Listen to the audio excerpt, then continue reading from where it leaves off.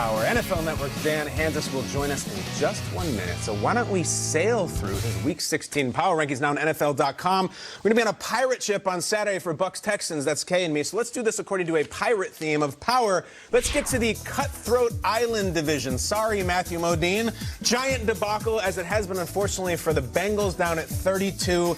The Detroit Lions. Matt Patricia, does he have a future there? I bet Peter has takes on that, down at 31. But let's move on to the Sean Fanning division, the guy who pirated the Master of Puppets album, right? Wow. Napster, considered piracy. Okay. I would never have done that. Deep cut. Sure, I'm a LimeWire guy. Browns at 19, randomly the Bears off that heartbreaking defeat at 17. Falcons, Colts. Moving on to, what should we do next? I'll do it the Captain Lou Albano division. Captain Lou's a respected, Rubber bands on the guy. beard. Absolutely. Cyndi Lauper video. Houston Texans 9, Buffalo Bills 10, even after they wielded sticks as renegade in the face of the Steelers. Titans off lost 11, Steelers 12. Captain Hook. And then finally, you know what, Kay? Captain Hook. Captain Hook is maybe the GOAT. I'm going to go with Mr. Smee. I love Mr. Smee. His right-hand man is the heart and soul of the Jolly Roger or whatever it's called. I love Mr. Smee. Yes. Baltimore Ravens, number 1. Saints, Seahawks, Niners, and then Chiefs at 5. Look at the Pats on the outside looking in. Smee's a better hang. When the crocodile comes with the clock inside it, Mr. Smee's always taking care of it. Yeah. Hope it just runs. Let's go. Let's bring in the man behind the power. He never runs from anything, including all of your attacks on Twitter. He's Dan Hanzus. Dan, good morning to you. Good morning, gang. Good to see and hear from you once more.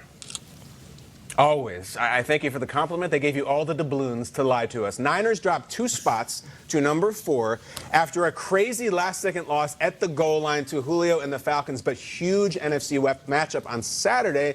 They can reclaim that number 2 spot, Dan, with a win against the Rams on NFL Network. What say you about the Niners?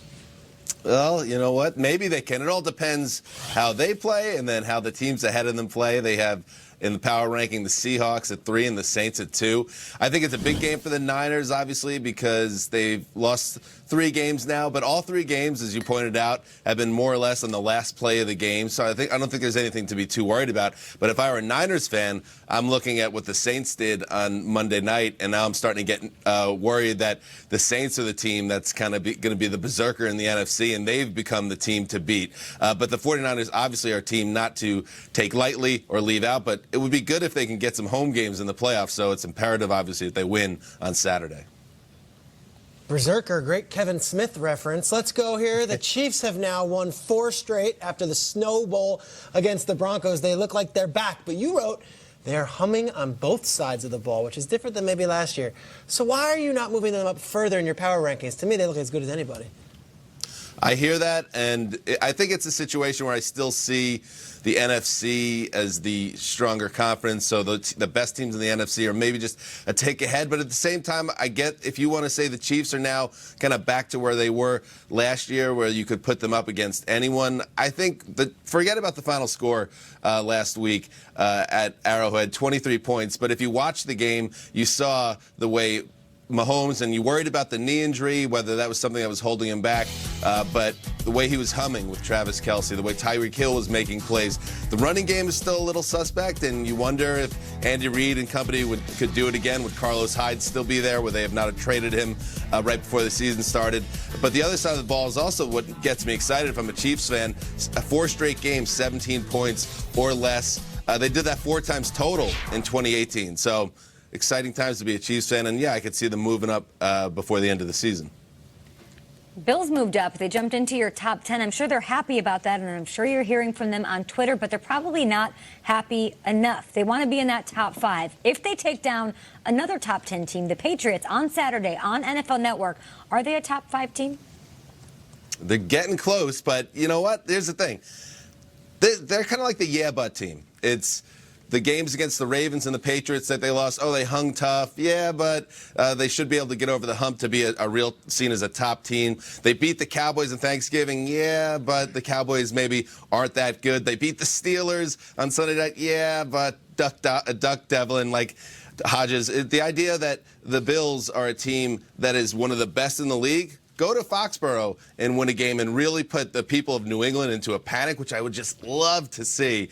That would be great, and it would be worthy of putting them into that next tier of teams. Then again, you get another, but the Patriots aren't the Patriots anymore. The Bills can't seem to win with this stuff, but you know what? They're doing okay. If they win this weekend, they have 11 wins, and we already know they're going to the dance. So take it easy, Western New York. Life is good.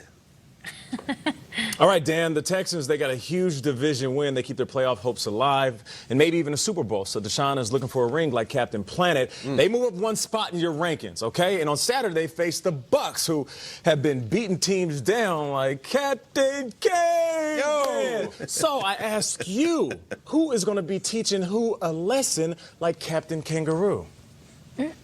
Well, I think Jameis Winston is teaching us all a lesson in what it's like, what is it to be great? Because Jameis Winston is having one of the most fun bad seasons. Is it like a bad great season or a great bad season? I don't know, but I'm really enjoying it. And so I think watching Winston right now is one of the more fun things in football. And he's got the power. He's the guy that's been dominant throwing the football. And it just makes me think about what the Bucs have coming up in terms of a decision to make, because he's on pace to lead the league in passing yards. He's on pace to finish right in the top 3 in touchdown passes. Oh, yes, he has like 30 turnovers. But you think about Bruce Arians, and I wonder if there's any way Arians lets him out the door when he's got this gunslinger. I got a feeling the Bucs and Winston are going to stay in business because he's got the power right now at the right time of the season. All right, Dan, NFL Media Group holiday party. Which attendee is #1 on the power rankings? Go. Oh, #1 on the power rankings? Well, if you guys flew out on the jet, the GMFB jet, it'd be 1 through 4. But Life of the party. I don't Can't afford it. But Will Silva obviously is #1. Yeah! Yeah, It's a great he's behind answer. me. He's All pointing Dan's something in my answers are back great. too. Yeah. Hey, Dan, you're the best. At Dan Hanzus on Twitter. He's got jokes, references, and power rankings. Always check him out at NFL.com. What's up, Will? Oh, there he is. Oh, you bully. It looks Classic like a party Silva. there. Have fun tonight, you guys. It's an NFL Saturday triple header. Lots of fun coming your way on NFL Network. 3 times the action, the touchdowns, the excitement. Texans, Bucks, Bills, Pats, Rams, Niners. Saturday starting at 1 p.m. Eastern on NFL Network. GMFB weekend kicks it off at 9 a.m. A full day of football and a lot of concerns for this guy. Tom Brady comes to grips with the Pats offense actually is in 2019. And big guest on the show next, a Walter Payton Man of the Year nominee, Redskins long snapper Nick Sundberg joining us. Love long snappers. Now, does he do card tricks?